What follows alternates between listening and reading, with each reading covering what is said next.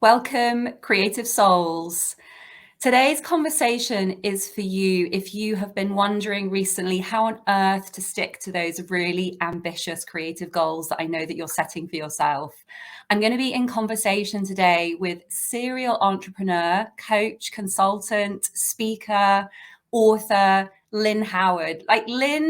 Lynn started her first business at age 24, so she really does deserve that title of serial entrepreneur. She's also been a digital nomad since 2019, which I find really fascinating. I'm always so interested in creatives who have managed to build a business, but also stay mobile, stay free, and stay independent. So I'm hoping that we'll have a chance to dig into that as well.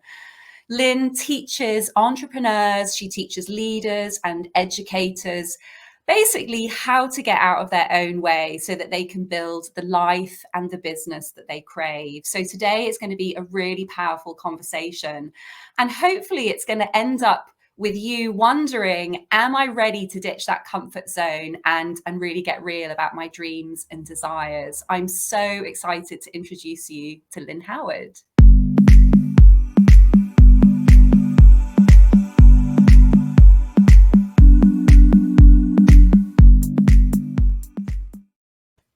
Yay. Welcome, Lynn. Hi, Gabriela. How are you? I'm doing good. It's really great to have you in the broadcast studio today. Yes, thanks for having me. It's almost 11:30 at night in Bangkok. So you're doing well to stay up. Oh, absolutely. I'm very creative with my time. I'm glad to hear that. Lynn, I'd really love to start with when we're doing this deep dive into goals, like that quote that I pulled out, which looks at no problems, only solutions. Like, I'd love to start with the conversation looking at when we set goals, what do we do when we suddenly find ourselves facing a whole host of problems of like, how am I going to change my life? How am I going to make these happen? And how do we go from that to start thinking about solutions so that we're able to really stick to the goal or the goals that we've set? Yeah, there's several answers to that. So the first thing, what I always walk my clients through and other people is when you're actually goal setting or goal dumping, data dumping, as I like to call it, you should spend some time in your pain points, in the excuses that you've lived in the past, because they tend to be the same things that have gotten in your way time and time and time again. Even if they look a little different, they're still, if you pull up that cover, they're still the same. So I actually like to start with, and we're coming up to the end of the year too. So it's super exciting. So start of 2022, and you can do it whenever, but I love doing it at the beginning of the year, just really examining what you have going on inside your mind or inside your daily routine or inside your business or inside your actions that is really getting in the way. An excuse is different than a reason. And I talk about this a lot. And I think that it's really important for you to understand where responsibility lies, right? Mm-hmm. So is this something that you can control, or is it something that you maybe can't control, but you can control how you engage in, right? So something that's automatically going to happen. However, you can't necessarily control the situation, but you can control your mindset. You control whatever you're thinking around it and how you engage with it. So understanding where can I really start to almost pattern myself in my mindset and my belief, right? How can I avoid some of these true reasons that are getting in my way from accomplishing my goals and getting shit done, as I like to call it. And then also, a lot of times, if I back up even more, a lot of times when I ask people, okay, why didn't you get it done? A lot of times they come to find out that it's not even their goals in the first place. They're setting goals based on what other people want them to do or what they think that they should be doing, and they're not really attached to it. So not only looking at your pain points from jump or your excuses from the very beginning, but also really, are you connected to your goals? Does it make sense? Are they relevant? I love the SMART kind of format, and we always called it Smarties, and that was, are we inspired? Are we excited? All of that good stuff. But is it ours? And are we excited about it? Are we motivated to do this? Are we, is it relevant for us right now? Because that's really, really important. And then after that, on the daily actions, when we can actually plan out, I know I'm jumping ahead to like how to get it done, but when we can take those goals and literally like put them into our calendar and kind of bucket them out, then what that gives us the ability to do is hopefully foresee some of the issues that might happen, right? And so it's a combination of all. And then I would say at the end of the day, hire a coach or consultant that's going to keep you in the game, keep your head in the game, or find a mentor who will do that, that will keep you out of complacency. And then the last thing, actually, what I'll say is sometimes we actually have to change the people that's around us too. I always say love people from afar. It was one of the biggest lessons I learned. And by doing that, it helped, I would say, clear the space in my mind, in my energy to be able to accomplish those goals. I didn't have the negative Nellies in my ear, even if they meant well, and I can remember a time like even moving to Hawaii when I forget how long ago we lived in Hawaii, but when we first moved to Hawaii, and one of my aunts was like, "Oh, you're going to hate it there. You're going to be on an island." And it was just all this stuff. And I was like, that's it. Like, first of all, I'm the type of person, don't tell me I can't, because I'm really good to do it. But I can remember like saying, okay, like I set certain benchmarkers, and it was more not necessarily a goal to stay in Hawaii, but kind of. And it was really to like, then I defriended her on social media. Like I wasn't chatting with her because she just was like, every time I was around that particular aunt, it was just like draining and not making me feel good about my choice, and more resentful to her versus happy to do. Right. And so sometimes we have to change the people that we're around as well. This is a great list, Lynn. Let's reflect back on it. I thought that last point, if we want to make change, sometimes we have to change the people in our lives. Like I really want to come back to that, because I think there'll be people in my audience that are like, well, that sounds easy enough. But, maybe someone's thinking, whoa, you defriended your aunt.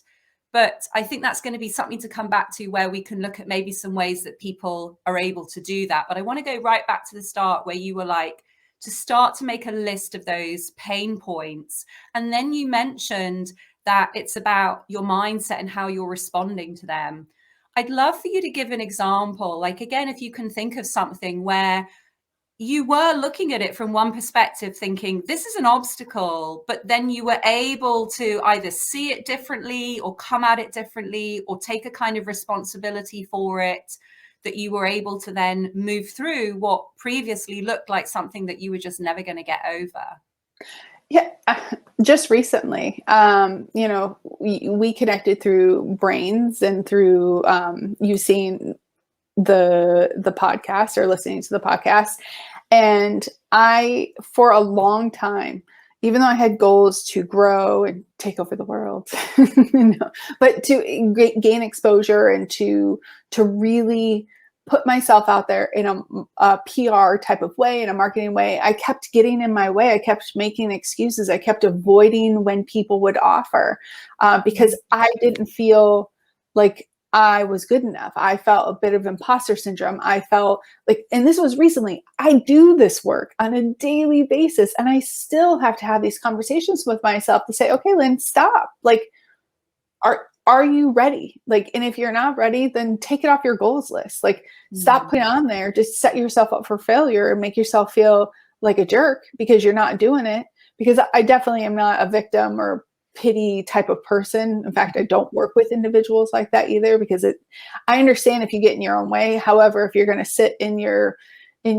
crap and wallow, not my type of person. There's other people that can help you. Right. But with that being said, like, I had to call myself out and say, okay, like, am I going to continue to play small, or am I going to do this? And I really had to like just adjust my attitude and also mindset, and just do a bit of a deep dive and say, okay, like, no, this is a means to a bigger purpose. This is the direction.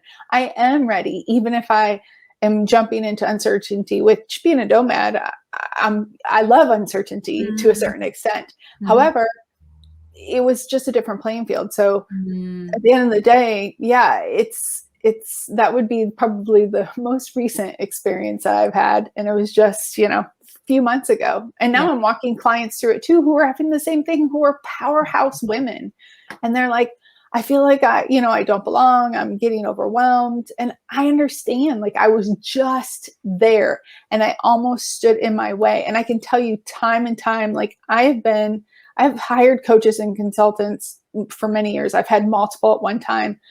And about right in the beginning, like 12 years ago, 10 years ago, I had a marketing manager and, well, that was about 8 years ago, marketing manager and a coach. And they were both like, hey, you need to do this. You need to do this. You need to do that. You need to do that. And I was like, whoa, no. And I kind of like, even though it was getting towards my goal, I got in my way. And so, and at that point, I didn't get out of my way. I did things differently.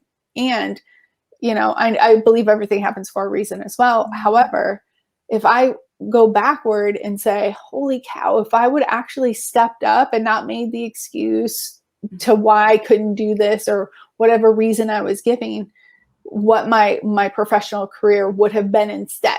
I'm not that I'm balking at it. I love my career. But it would have been different. And so, yeah.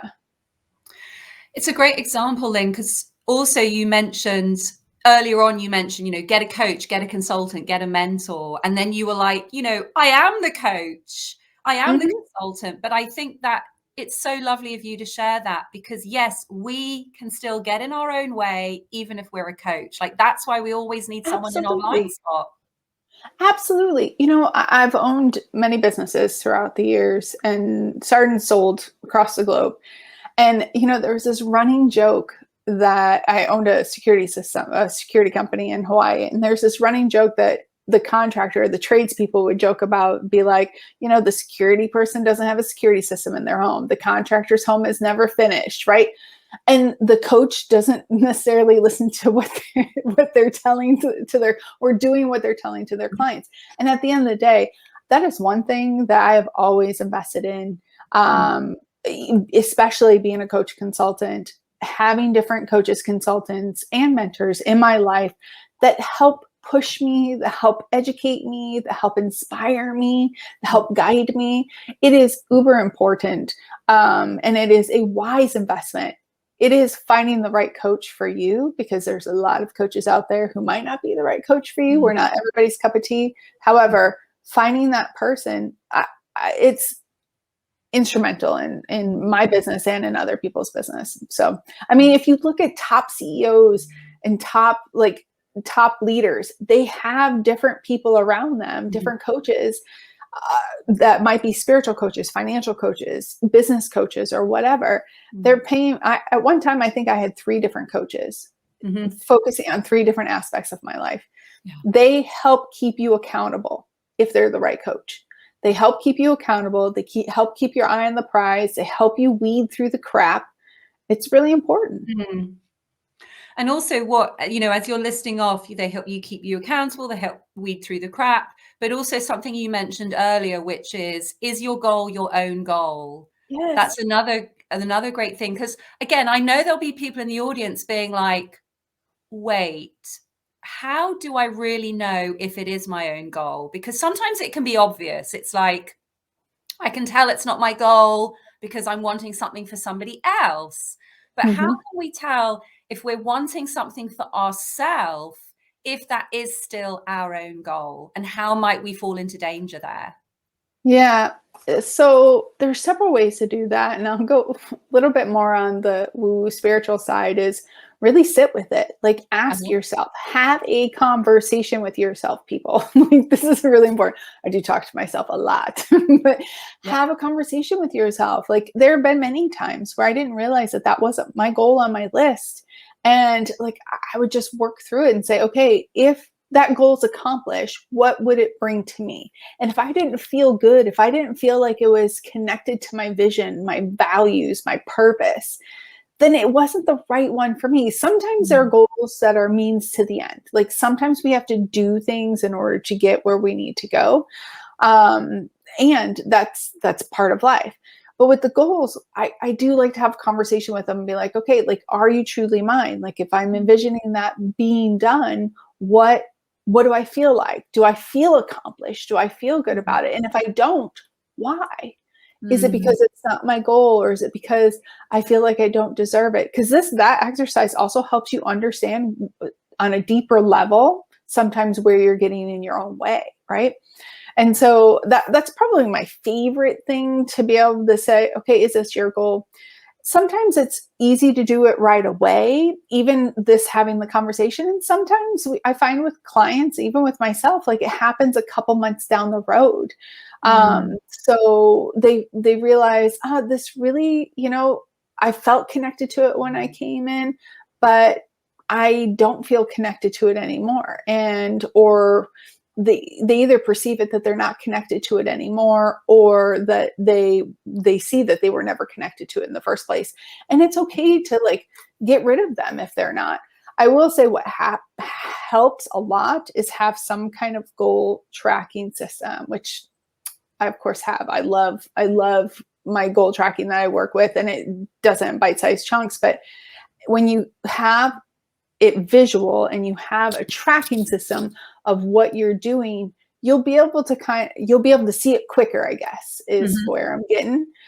So you're not wasting time and energy, because it's kind of like those, those New Year's resolutions that everybody would set. And then by, 30 days in, everybody's kind of burnt out and not doing it. Yeah. And at the end of the day, then we feel bad. We beat ourselves up. And it's just like this weird hamster wheel. No, own it. If it's not yours, own that it's not yours and get it off of your list and be okay with it. Put your focus where it matters. Put your energy where you want to go. So yeah.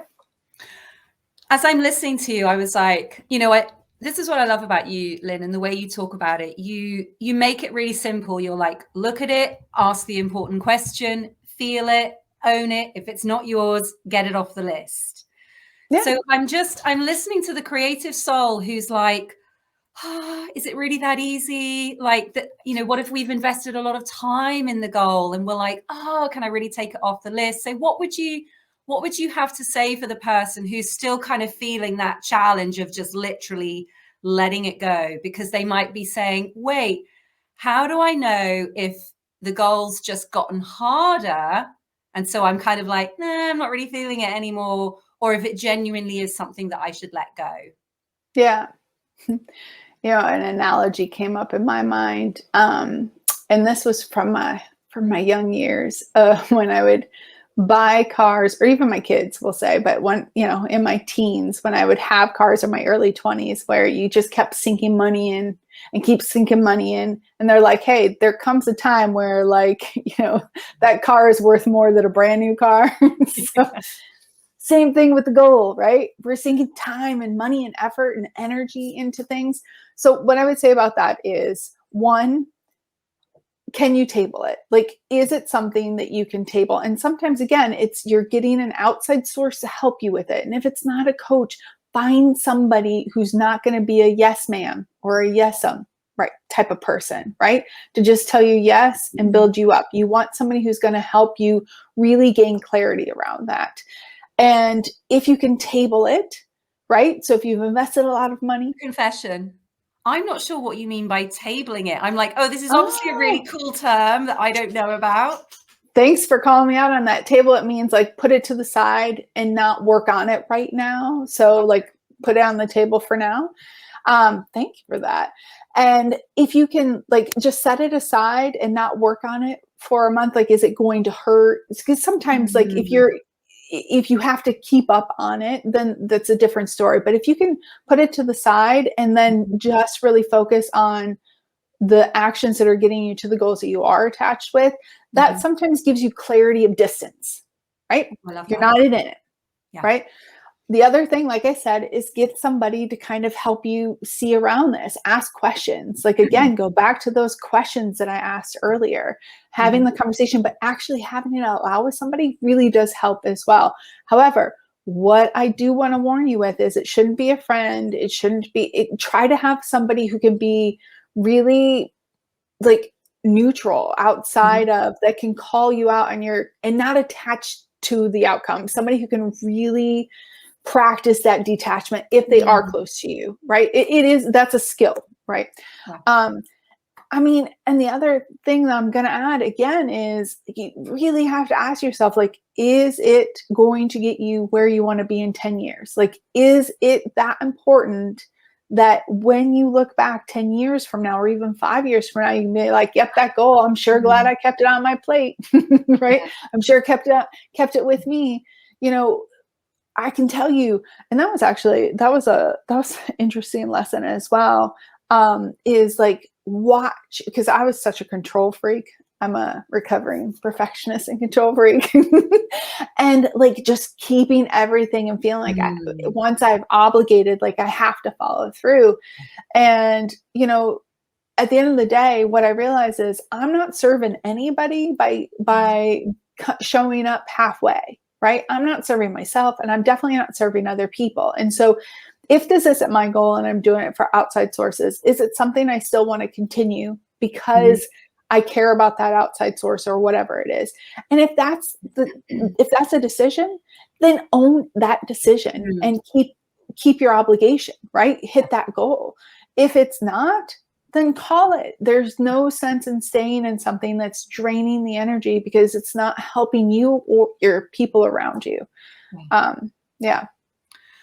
Well, I love this table thing that I've learned today. And I love that, the clarity of distance. It's like, take it off for a bit and see if you're drawn back there again. What's come to me now listening to you, Lynn, is like, as I'm hearing you talk, I'm loving your energy and the way that you've got this clarity and you understand how goals work and you understand what it is to be held accountable. I'm curious what you feel about how we can stay in a place because we're receiving some benefit from not sticking to our goals. Okay. So there's some kind of payoff. That's part of the habit. It's like I'm getting a payoff from setting a goal and not sticking to it. What's the payoff? Yeah. So of course, it's going to be different to many people. But often when I talk to a client who's in a place where they're not moving forward, we look at, well, there's a reason. There's got to be some benefit from staying stuck. And usually people are like, what? There's no benefit. But then when we dig a little deeper, it's like, okay, I see the benefit. So I'd love for you to share an example where you caught yourself and being like, okay, I'm getting some payoff here. Whether it's, for some people, it's like, oh, it's the payoff that I get to keep whinging about the fact that this isn't happening for me, or the payoff that I get to kind of not have that success because for whatever reason. So I don't know if you have an example, if you feel that you can speak to that one. Well, it's interesting that you use that terminology because I would never call it a payoff, but that's very cool. So what I would say is that there are times where, I have set goals and I'm not putting forth the action, and I'm allowing myself to sit in a situation. And mind you, when I do my goals, I have probably 100 that are written. So it's like, I definitely am not shy about this. And I have an action plan that backs it up and all that good stuff. However, if I'm understanding what you're saying, the benefit would be when I'm sitting in it, would be, that I'm feeling actually, it could be, I'm thinking of clients too, like staying in my own comfort zone, right? To like, and actually, if I go back to that same example, some of it was staying in my comfort zone. Although I do push the box, I'm not your run-of-the-mill everyday person. So I do push the box. I guess it would be staying in my own comfort zone and not stepping out into the publicity that they were trying to get me to do and the different things that they were trying to get me to do. So it was more like feeling comfort. And one of the excuses However, it was also a reason was because my kids, at that time, I was a single mom. My kids were in high school, and I also had a network that I was supporting of a few hundred entrepreneurs. So I felt like, playing small, and people, if anybody's listening that knows me, they're laughing at me saying me playing small, but in my way, playing small suited me because I felt I was feeding I don't want to abandon anybody. I don't want to get too big for my britches, as the people I grew up around would say. I don't want to feel like a faker, right? Because I'm living a different life than what others, and then other people will be able to visualize it. So I think that that's kind of what you were getting at with yours, that if I kind of process through it, like that could be the reward. However, and sometimes it is a viable thing. Like it might be keeping you safe, or maybe your destiny isn't to finish out that goal and it is to finish out something else and another opportunity. What I would say is, when you are sitting in it, you should never be idle. You should always be working towards. However, when you're sitting in that benefit, don't close your eyes to the opportunities that are still presenting themselves with what is around you. Because what I do find, and I know that I did it at times, where I was so wrapped up in that daily grind, that I wasn't at different points in my life, not looking at what the other opportunities were that were in alignment with my goals, that were in alignment with my purpose. And so I think that that's a really important point to make, is if you are going to sit in that benefit, do not close your eyes to the opportunity. And we should never sit idle. I mean, it is, by all means, and I am big self-care. I'm a cancer survivor, so it's actually really important for me, because I do not want to go back there. Right. And so I really do believe in self-care. And even though I play hard, as the old saying goes, I definitely, the idling, I would say, can come when you are relaxing, when you're decompressing, and it has nothing to do with work, when you're depositing into yourself. But as far as like your goals and all that, which I would strongly suggest you have personal goals attached with everything as well too. And that's something we haven't even gotten into yet, but yeah, don't sit and idle. Don't close your eyes to the opportunity. That's a really nice way to flip it, where we can move from looking at that benefit of like, maybe I need to stay small because of the other people around me, versus wait, what's the opportunity that is also presenting itself? And it made me think about what you shared right at the start, which is sometimes in order to stick to those goals and make change, we need to let go of the people around us. Because if we're holding ourselves level, not rising up, so then we're like, oh, these people are holding me at that level and I'm holding myself at this level. Yes. So it's like the crab in the bucket.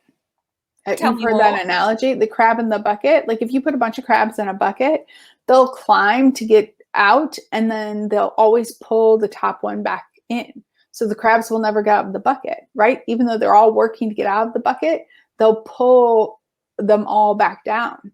I don't know why they do that. I don't know the scientific crap, but but it's true.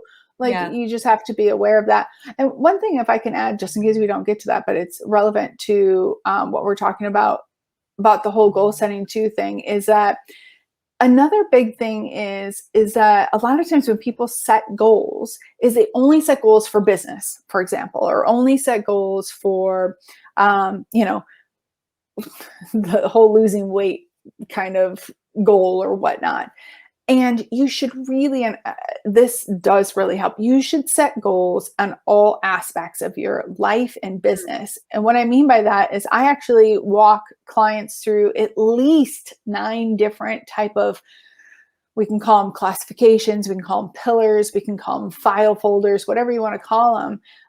Even if you take like the Wheel of Life, which is you can Google it, and it has different aspects of it. Even if you just take all those aspects and set goals based on all of that, it gives you a holistic point of view, which one helps hold you more accountable to the goals because you have a fuller picture. 2, you're able to weed through it to see what's your goals and what's not your goals a little bit more because you'll see repetition. You'll see different patterns, right?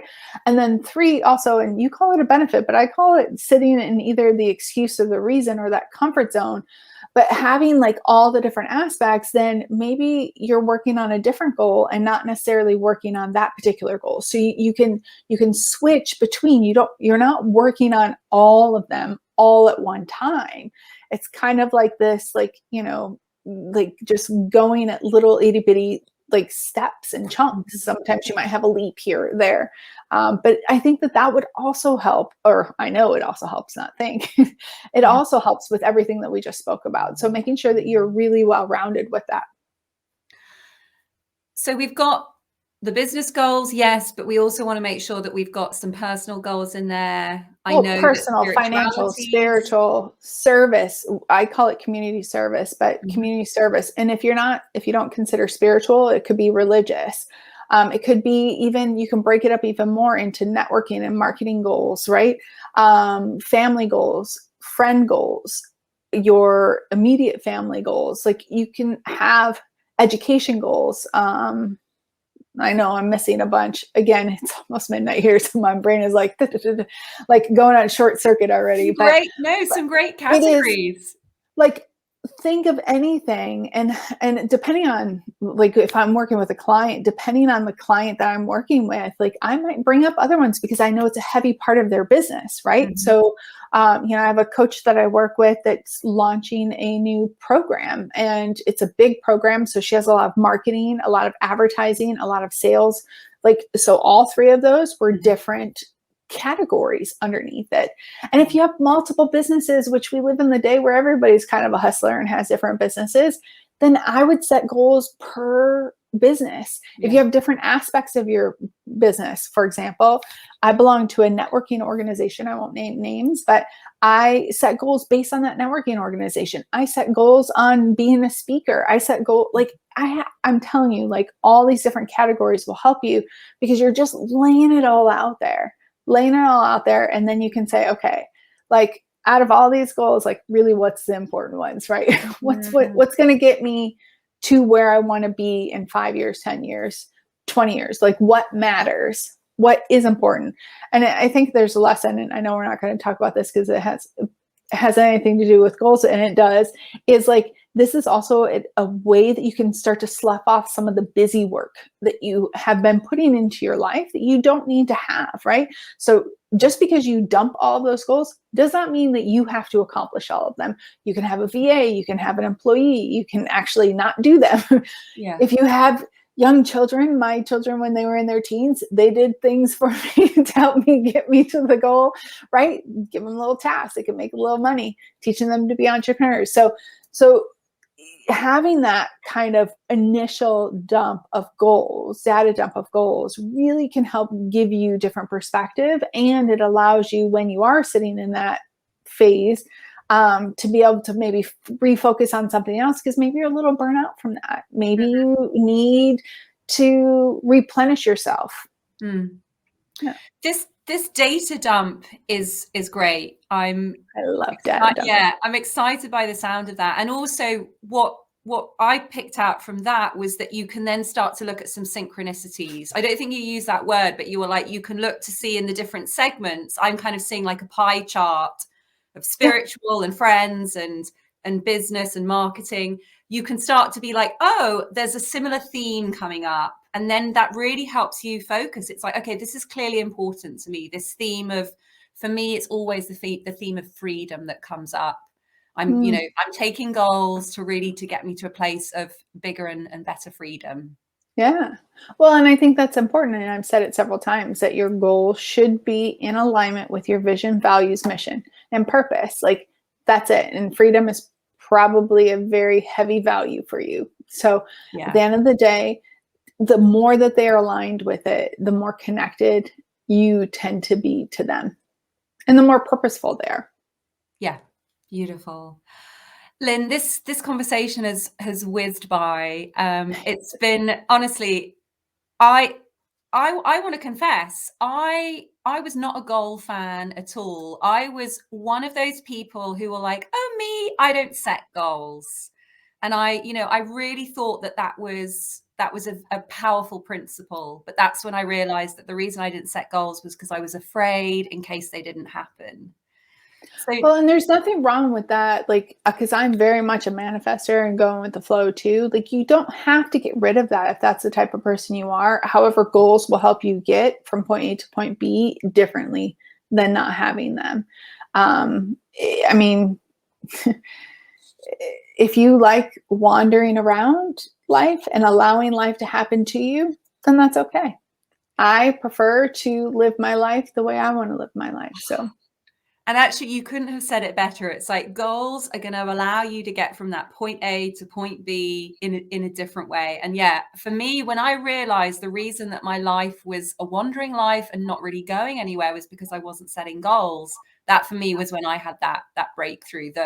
The benefit, so to speak, the benefit of not setting goals meant that I could just wander. So I'm fully converted, which is why I've absolutely loved just literally talking to you for half an hour about goals. I can't believe it's already been a half hour. I do want to add one more thing, especially for your audience that we did not say. Yeah. Is that one other benefit, and this does really help keep you attached, is make sure you're celebrating and acknowledging the milestones, even if it's not the finishing of the actual goal. It could be a milestone of the goal. We didn't even get into the process of goal setting, which we'll have another chat. Yeah, we have. I can babble. Round two. We'll have to do. Yeah, absolutely. But make sure you are celebrating, and it doesn't mean that you have to go out and buy yourself a Prada purse, although those might be nice too. It could be just, taking an hour to sit out in the sun, or, going to buy your favorite ice cream on an ice cream cone. Like, it doesn't have to cost money, and it doesn't have to cost a lot of money, but celebrate, recognize it, acknowledge your accomplishments. This will help you feel that process. And I'm a big believer doing it in the process. So it's more the benchmarkers and the actions behind it to really celebrate and to honor. The end of the goal is fabulous as well. However, there's always going to be more mountains, right? So at the end of the day, it's the journey that we should be enjoying. So celebrating that process and those benchmarkers is really important to help keep us on track and feeling connected to. Yeah.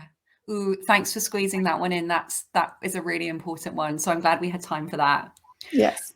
So Lynn, we are going to put your details in the notes below. We're going to let people know where they can go to your website. We can let people know how they can connect on LinkedIn. I know that you're on Instagram. I know that you're on Facebook.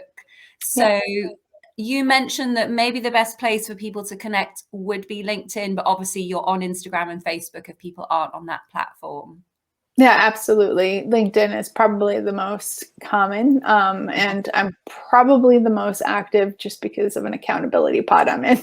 Okay, perfect. And my marketing manager does help with the other two more. So okay. I'm on all of them, but yes, LinkedIn is the best.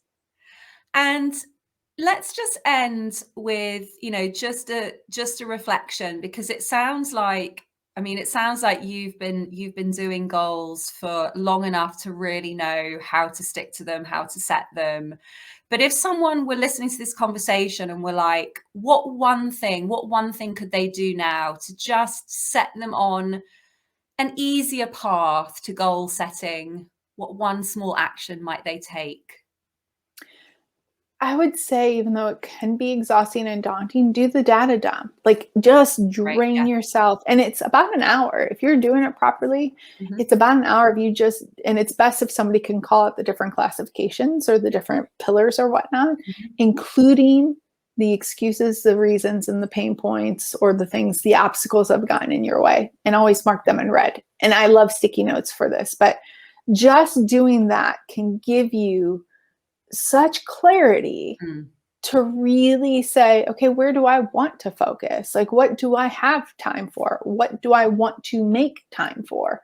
And that helps you at least lay all your cards out on the table to say, okay, where am I going to go with this? Perfect. And then hire a coach. Do the data dump, get the pain points in, and then hire a coach as well. Yes.